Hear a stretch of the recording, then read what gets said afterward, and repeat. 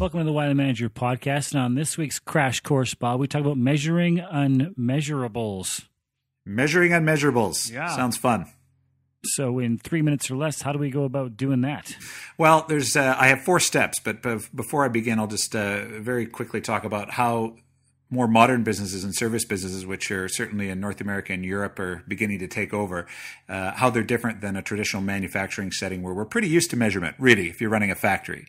Yeah. But for service businesses, quite often we have longer cycle times, we have more complex process maps, there's more subjective criteria, and you really need to go well beyond just counting your widgets. You need to also use descriptive qualifiers as well. So that's how they might be different. All right, so let's jump into it. I believe you have a 4-step process for helping folks measure these unmeasurable things. Yep. My small brain requires that we have individual steps. So the first step is to identify your desired results. So surely no matter what business you're in, you have some idea why you're there. And again, if you don't, then stay under the radar. Don't move. Keep your head low, because if you don't actually know that, then there's no reason for you to be working there. So figure out what your desired results are. Okay. And again, the way you want to do that is that you need to figure out who your customers actually are.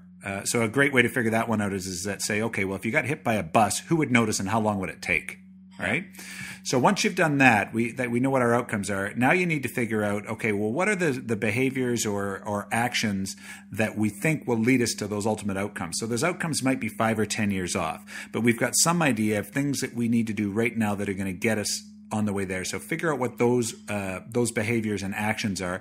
And what you want to do is you want to actually measure those things, which brings us to the third step, right? Which is around quantifying and qualifying. Okay.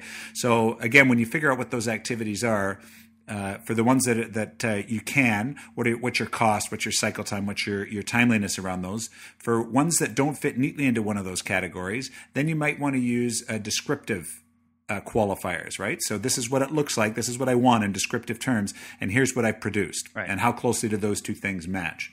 And finally, for the ones that you can actually qualify, you want to measure it exactly the same way we would inside of a manufacturing environment. And that's really, what's our baseline? What have we done to date? What's our actual? Okay. How are we doing currently? What's our target, and over what timeline? Okay.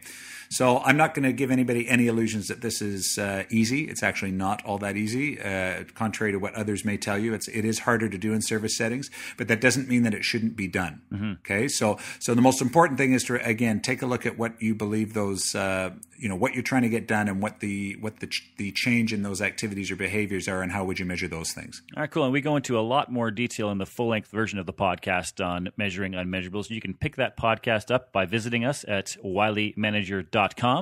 Or it's also available on iTunes. So go check it out. You get a lot more information from Bob in each of these different areas.